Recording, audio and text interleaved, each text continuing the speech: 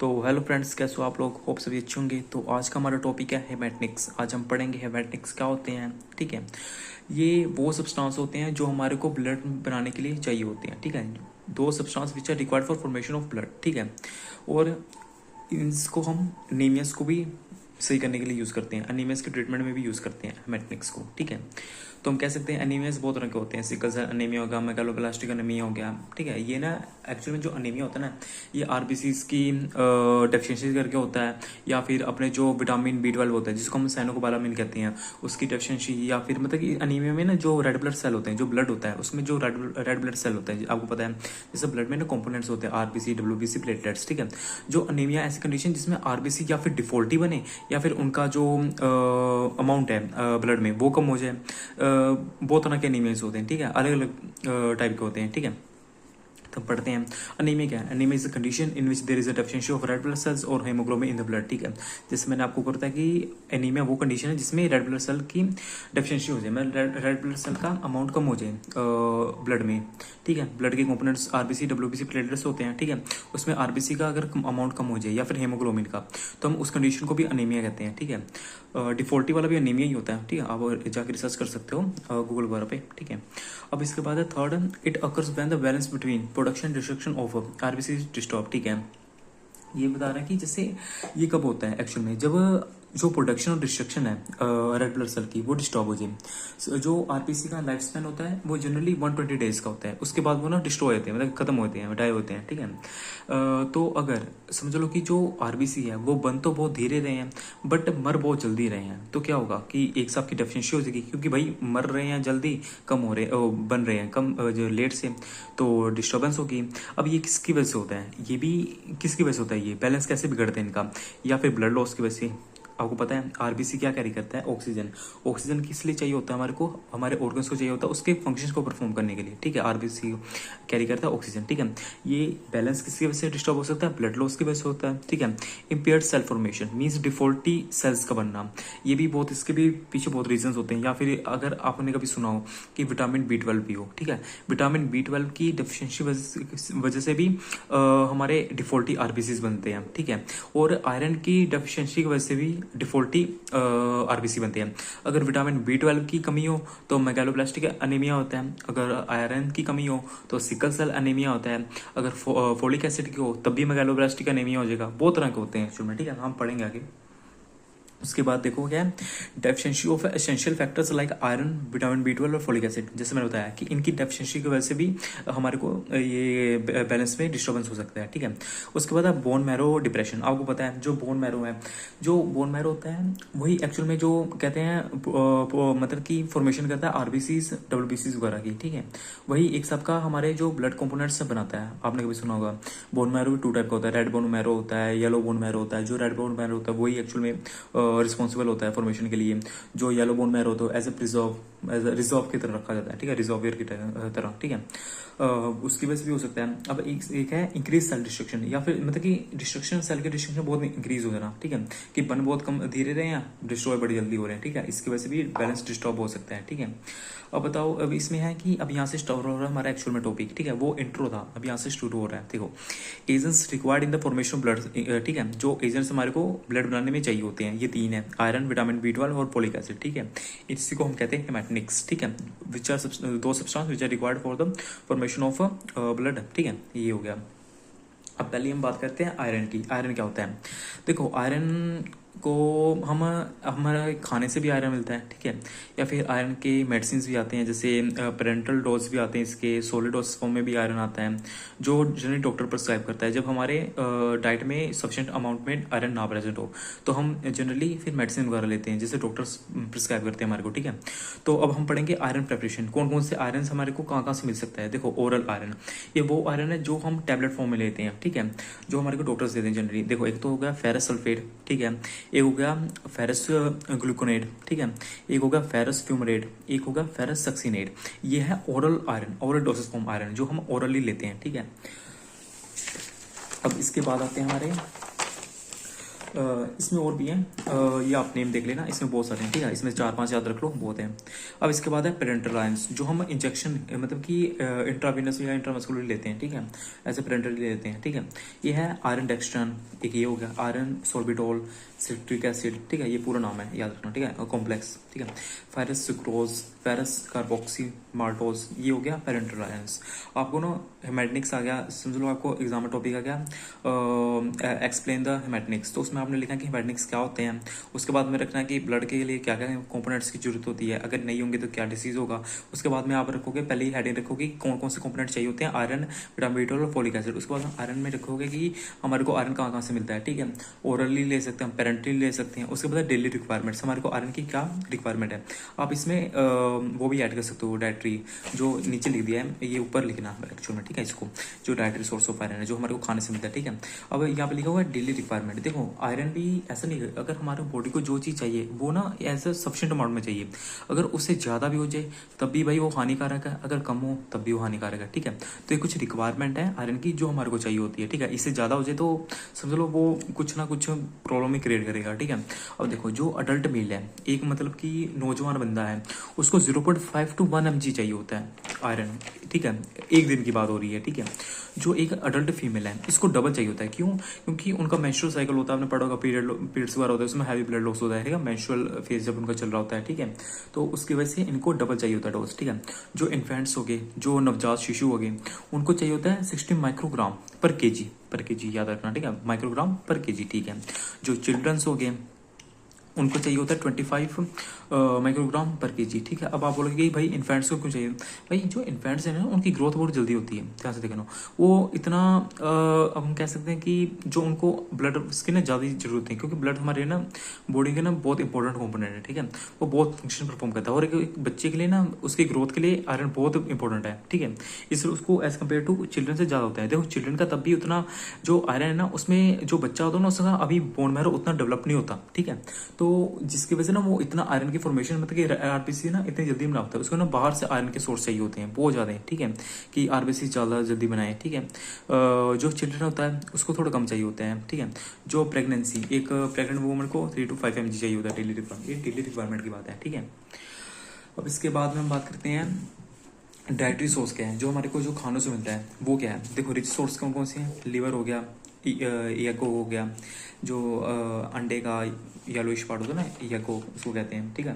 Dry beans हो गए, dry fruits हो गए, ईस्ट हो गया, ठीक है, इन सब से मिलते हैं। मीडियम सोर्स मतलब ये रिच सोर्स थे। अब मीडियम सोर्स कौन कौन से हैं, मीट हो गया, चिकन हो गया, फिश हो गया, स्पाइनच मतलब पालक हो गया, बनानाज हो गए, एप्पल्स हो गए, ठीक है।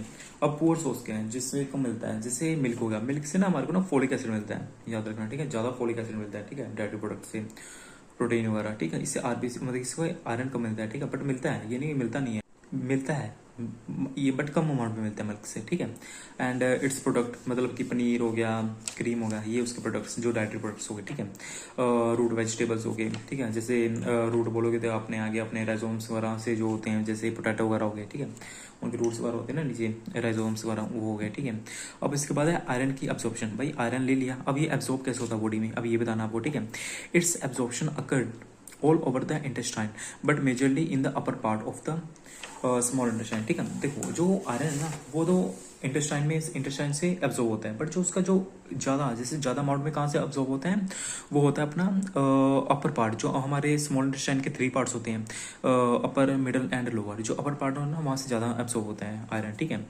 अब यहाँ लिखे तो the average daily diet contains 10 to 20 mg iron, ठीक है। जो एक हम डाइट करते हैं उसमें 10 से 20 mg आयरन होता है, ठीक है। सबसे ज़्यादा ना एक्सक्रीट होता है मोस्टली, ठीक है, इतना नहीं एब्जॉर्ब करवाती बॉडी, ठीक है। डाइटरी आयरन इज प्रेजेंट इधर एज अ हीम और इनऑर्गेनिक आयरन, ठीक है। जो डाइटरी आयरन है जो हमने खाने से लिया आयरन, वो इधर हीम की फॉर्मेशन में, हीम की फॉर्म में प्रेजेंट होगी, या फिर इनऑर्गेनिक आयरन की तरह बॉडी में आएगा, ठीक है, मतलब कि प्रेजेंट होगा बॉडी में, ठीक है।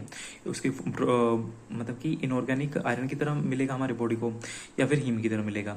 ये बाद में जाके कन्वर्ट होके एक्चुअल फॉर्म में बनता है, ठीक है।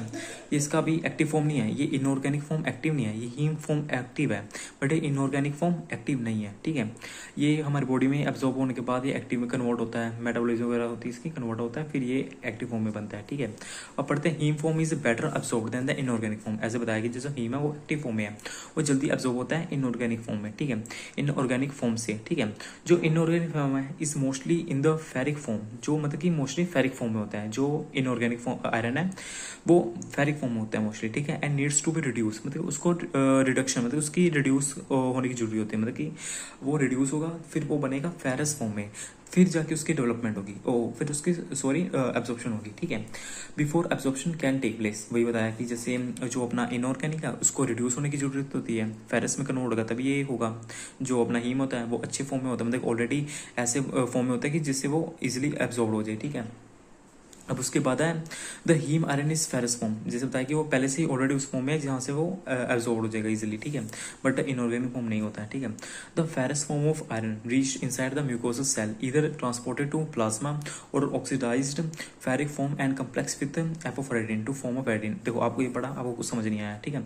अब मैं आपको दिखाता हूँ इसका साइकिल जिससे आपको समझ आ जाएगा। देखो आप ध्यान से देखो इसको, हमने यहाँ पे लिया डाइट्री आयरन, ठीक है, एक हीम में मिला एक इनऑर्गेनिक में मिला। जो हीम वाला है वो फेरस में है, वो सीधा एब्जॉर्ब हो जाएगा, ठीक है। जो इनऑर्गेनिक फॉर्म में है, ठीक है, जो इनऑर्गेनिक फॉर्म में है अपना फेरिक में Fe3, ठीक है। अब वो कन्वर्ट होगा फेरस फॉर्म में Fe2+ में, ठीक है। Fe2+ में फेरस फॉर्म में कन्वर्ट हुआ, ठीक है, एपोफेरेटिन की हेल्प से। यहाँ पे लिखा है ना एपोफेरेटिन, इसकी हेल्प से हुआ, ठीक है, इसकी हेल्प से हुआ एपोफेरेटिन की हेल्प से, ठीक है। अब इसके बाद ये हमारा है म्यूकोजल सेल, ठीक है। अब जो Fe2+ मतलब फेरस फॉर्म है ये सीधा गया म्यूकोजल सेल के अंदर, ठीक है। उसके बाद ये या फिर ये फेरेटिन में कन्वर्ट हो जाएगा, मतलब ये फेरेटिन में कन्वर्ट हो जाएगा, या फिर ये इसको क्रॉस कर जाएगा कैरियर प्रोटीन के थ्रू, इस सेल को क्रॉस करके प्लाज्मा में चला जाएगा फेरस फॉर्म में, और प्लाज्मा में चला गया फिर ये कन्वर्ट हो जाएगा अपना ट्रांसफेरेटिन फॉर्म में, ठीक है। आप समझे, जो फेरस मतलब कि फेरिक से फेरस में कन्वर्ट हुआ, ठीक है, ये म्यूकोजल सेल में चला गया। या म्यूकोजल सेल में जाने के बाद इसके बाद दो ऑप्शन है, या फिर ये क्रॉस कर जाए या फिर वहाँ पे वह ठहर जाए। अगर वो वहाँ पे ठहरेगा तो ये फेरेटिन फॉर्म में ठहरेगा, ठीक है। अगर वो क्रॉस कर जाएगा तो फिर ये कन्वर्ट होके Fe3 मतलब ट्रांसफेरेटिन फॉर्म में कन्वर्ट होगा, ठीक है। जो अगर वो क्रॉस कर जाएगा तो उसके बाद ये इसकी कन्वर्जन हो जाएगी ट्रांसफेरेटिन फॉर्म में, ठीक है। अगर वो नहीं क्रॉस करेगा तो वो फेरेटिन फॉर्म में ही रहेगा म्यूकोजल सेल के अंदर। अगर वो क्रॉस हो गया तो उसकी कन्वर्जन हो जाएगी ट्रांसफेरेटिन फॉर्म में, ठीक है। अब यहाँ पे देखो, यहाँ पे क्या लिखा है, यहाँ पे the ferrous form of iron reach inside the mucosal इधर ट्रांसपोर्टेड टू प्लाज्मा और ऑक्सीडाइज्ड टू फेरिक फॉर्म, ठीक है। वो पहुंच गया सेल के अंदर, complex with apoferritin to form ferritin. देखो वो एपोफेरेटिन के साथ कम्प्लेक्स बनाएगा और फेरेटिन में कन्वर्ट हो जाएगा, ठीक है। यहाँ पे फिर से उसने एपोफेरेटिन के साथ अपना कम्प्लेक्स बनाया और फेरेटिन में कन्वर्ट हो गया, ठीक है, एपोफेरेटिन के साथ, ठीक है।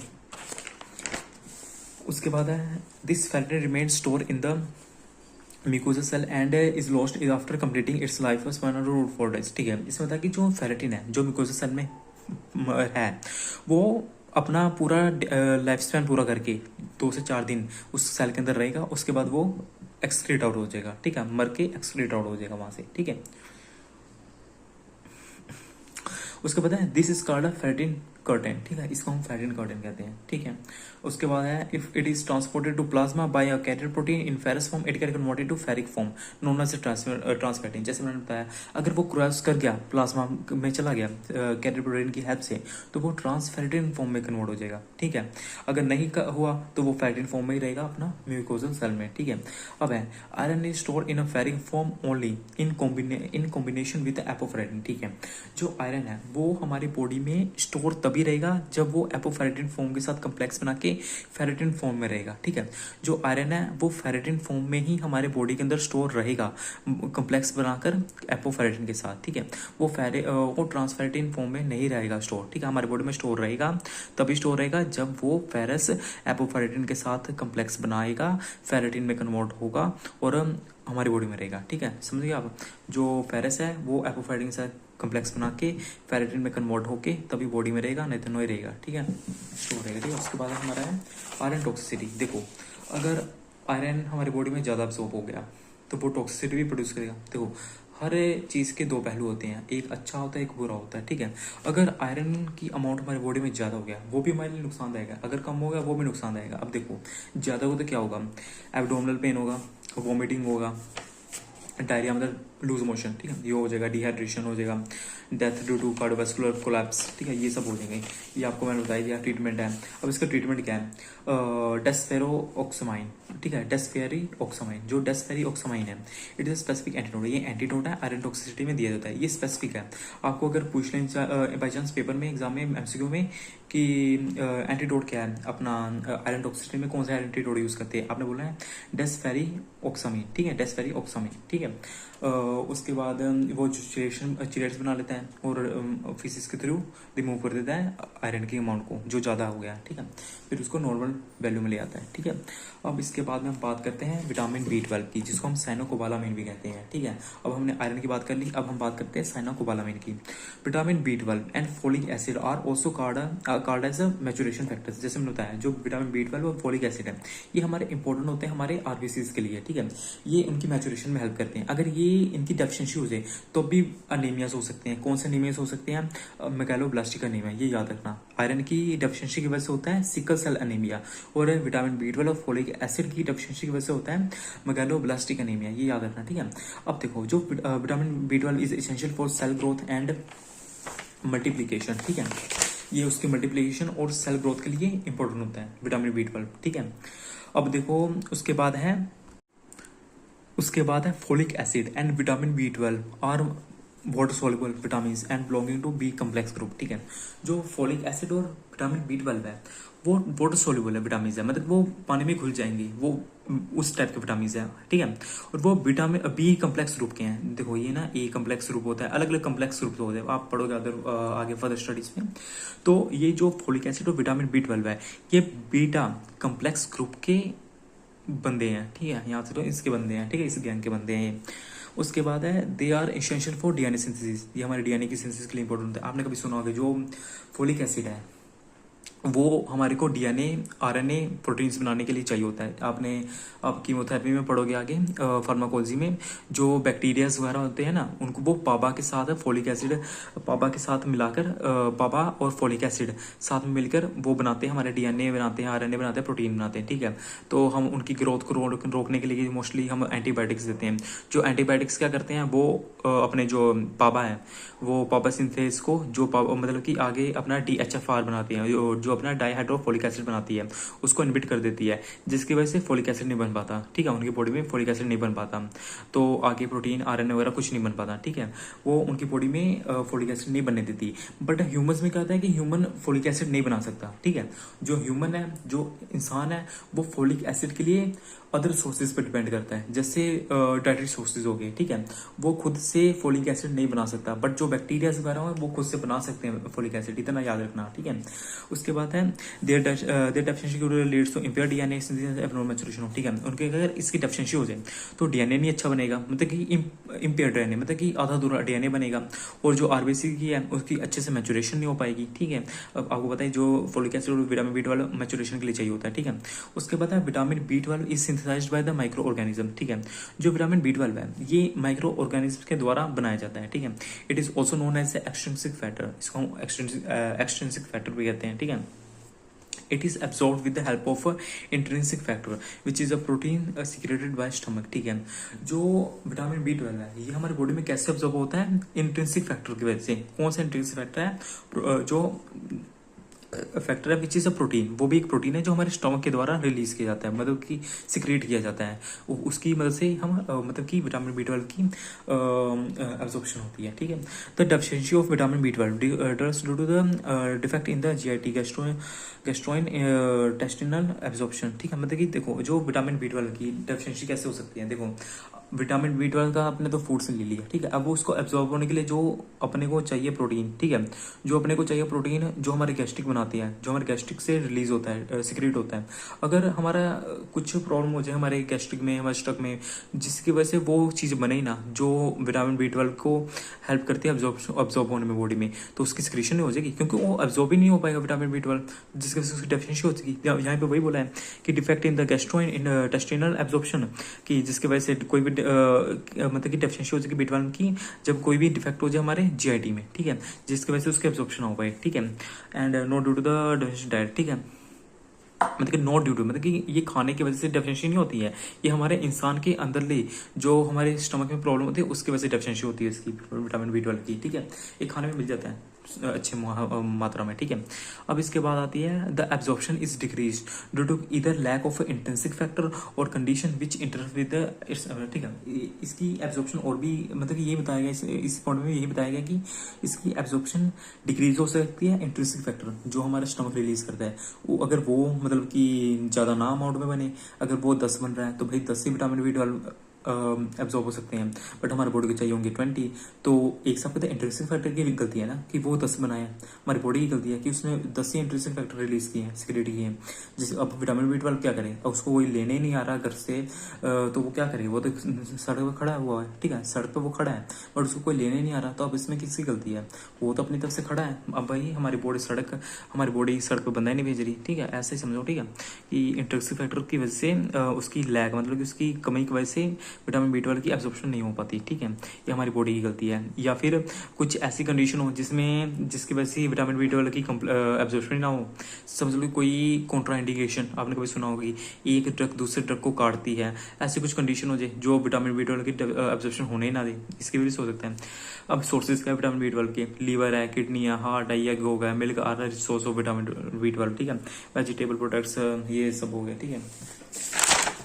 उसके बाद है विटामिन B12 की डेफिशिएंसी, इसकी डेफिशिएंसी होगी मेगालोब्लास्टिक एनीमिया, जैसे बताया गैस्ट्रोमिकोजल डैमेज, मतलब पता है आपको ये क्या होता है, जो गैस्ट्रोमिकोजल होता है ना ये हमारे ना स्टमक में लेयर टाइप का होता है जो अल्सर से बचाता है, ठीक है। जो हमारी बॉडी में जो हमारे स्टमक में एसिड रिलीज होता है ना वो अल्सर कोज कर सकता है, मतलब अल्सर कर सकता है, हमारे छाले कर सकते हैं हमारे गैस्ट्रिक में, ठीक है। उससे छाले ना हो मतलब कि एसिड से बचाने के लिए म्यूकोजल लेयर होती है जो हमारे को अल्सर होने से बचाती है, ठीक है। अगर ये म्यूकोजल लेयर पतली हो जाए तो जिसकी वजह से क्या होगा कि एसिड हमारे गैस्ट्रिक का मतलब कि स्टमक के लेयर से रिएक्ट करेगी और अल्सर्स क्रिएट कर देगी, ठीक है। ये म्यूकोजल लेयर ही अल्सर होने से बचाती है हमारे को, ठीक है, एसिड से बचाती है, ठीक है। Poor memory, mood changes, hallucination, मतलब कि भाई नशे में बंदा होता नहीं, जैसे शुद्ध बुद्ध नहीं होती जिस बंदे को, वो हो गया, ठीक है, उस कंडीशन वैसी कंडीशन हो जाएगी। अब इसकी प्रेपरेशन, दो ही मार्केट में प्रेपरेशन आते हैं, साइनोकोबालामिन या फिर हाइड्रोक्सीकोबालामिन, इसके दो ही प्रेपरेशन आती है मार्केट में। ये एक्टिव फॉर्म में है, ये थोड़ा इसको मतलब कि इसकी थोड़ी मेटाबॉलिज्म होगी, इसका हाइड्रोक्सी फॉर्म निकलेगा, फिर ये अपना साइनोकोबाला फॉर्म में कन्वर्ट होगा, फिर ये एब्जॉर्ब होगा, ठीक है। अब बात करते हैं हम फोलिक एसिड की, ठीक है। जो फोलिक एसिड है ये भी एज इसका भी अपना विटामिन B12 की तरह काम है, थोड़ा बहुत बस चेंज है, ठीक है।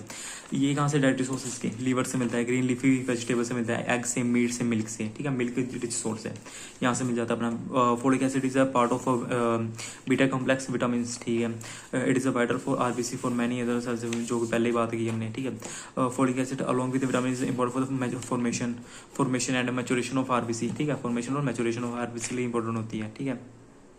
अब इसके बाद में बात आती है अपनी lack of this two critical nutrition lead to varieties of anaemias, जैसे मैंने बताया कि बहुत सारे अनीमियाज होते हैं, बहुत तरह के होते हैं, ठीक है। अनीमियाज को हो सकता है अगर इनकी डेफिशिएंसी हो तो। It is also essential for the formation of DNA की फॉर्मेशन के लिए इंपॉर्टेंट होता है। This for normal replication of cells है, मतलब सेल्स की रेप्लिकेशन मतलब बढ़ने में हेल्प करता है ये, ठीक है। It act as essential coenzyme in many biological pathways including purines, thymidylate biosynthesis, ठीक है। ये एज ए कोएंजाइम की तरह भी एक्ट करता है फोलिक एसिड, किसके लिए मतलब कि हमारे वेरियस जो प्यूरिन्स, पता है ना प्यूरिन्स क्या होता है, प्रिमिडिन्स क्या होते हैं, प्यूरिन्स और प्रिमिडिन्स मिलकर हमारा DNA बनाती है, ठीक है। ये हमारे बेसिस हैं, ठीक है, नाइट्रोजन बेस पेयर्स होते हैं, ठीक है। अगर ये जो फोलिक एसिड है ये एज अ कोएंजाइम एक्ट करती है इनको बनाने के लिए, ठीक है। अगर ये नहीं बनेंगे तो हमारा DNA नहीं बनेगा, सीधी बात, यहाँ पे याद रखो यार, ठीक है। अब इसके बाद है it helps in DNA methylation. अब पता है DNA मिथाइलेशन मतलब कि एक स्टेप है, वो उसके लिए भी चाहिए होता है। अमीनो एसिड मेटाबॉलिज्म के लिए भी चाहिए होता है, जनरेशन ऑफ मैथ्योनिन, ये अलग अलग मतलब कि ये समझ लो कि अगर इसकी कमी की वजह से ये चीज़ें हो सकती हैं, ठीक है। It mainly consist of 3 components. ये 3 कंपोनेंट्स करने कहते हैं पैटेरोटिन रिंग, पाबा, ग्लूटामिक एसिड। जैसे मैं बताया कि पाबा वगैरह के साथ कॉम्प्लेक्स बना के मतलब कि फोलिक एसिड बनता है पाबा और पैटेरोटिन और उनके साथ जो बैक्टीरियाज में है वो फोलिक एसिड बनाती है पाबा के साथ कॉम्प्लेक्स बना के, ठीक है। पहले ये अपना डाईहाइड्रोफोलिक एसिड बनेगा, फिर टेट्राहाइड्रोफोलिक एसिड बनेगा, फिर फोलिक एसिड बनेगा, फिर फोलिक एसिड के बाद डीएनए बनेगा, आरएनए बनेगा और प्रोटीन बनेगा। ये प्रोसेस है, ये पूरा स्टेप्स है, ये आप कीमोथेरेपी में पढ़ोगे, ठीक है। उसके बाद में ग्लूटामिक एसिड से रेसिड्यू, ये सब में अलग इसके काम्स है, ठीक है। अब काफ़ी इतना, ठीक है। जो THF is the active form of folic acid, याद रखना। जो टेट्राहाइड्रोफोलेट है वो एक्टिव फॉर्म है फोलिक एसिड का, ठीक है। इसके बाद ये कुछ उसके यूजेस हैं। ड्रग्स देखो, ड्रग ओरल आयरन हो गया, आयरन डेफिशिएंसी में यूज़ करते हैं, प्रेगनेंसी के लिए इनसे इसके एडवर्स इफेक्ट्स ये हो गए। पेरेंटल लाइन्स के मेगालोब्लास्टिक एनीमिया में यूज़ करते हैं। एनविशन, यही है जो हमने पीछे पढ़ा कि इसके यूजेस क्या हैं। एलर्जिक रिएक्शन, इसके कुछ एडवर्स इफेक्ट्स हैं, ये एडवर्स इफेक्ट्स हो सकते हैं, ठीक है। और ये थे हमारे फोलिक एसिड के भी यहाँ लिए हुए हैं। तो इनफ था, ये आज का टॉपिक था हेमेटनिक्स। होप आप सभी को अच्छे से समझ आ गया होगा। अगर समझ आया है तो लाइक करिएगा, कमेंट करिएगा, शेयर करिएगा, कमेंट में करिएगा कोई अगर डाउट हो तो, ठीक है। वैसे हार्ड भी भेज सकते हैं कमेंट में, ऐसी कोई दिक्कत की बात नहीं है। तो अगर आपको ऐसी वीडियोस चाहिए तो चैनल को सब्सक्राइब कर लें, शेयर करें ज़्यादा से ज़्यादा अपने फ्रेंड्स के साथ जो मतलब कि मेडिकल फील्ड में है। नॉलेजेबल वीडियोस डालता हूँ, इन्फॉर्मेटिव वीडियोस इसी चैनल में आपको देखने को मिलेंगी। तो आज के लिए इतना ही, थैंक यू।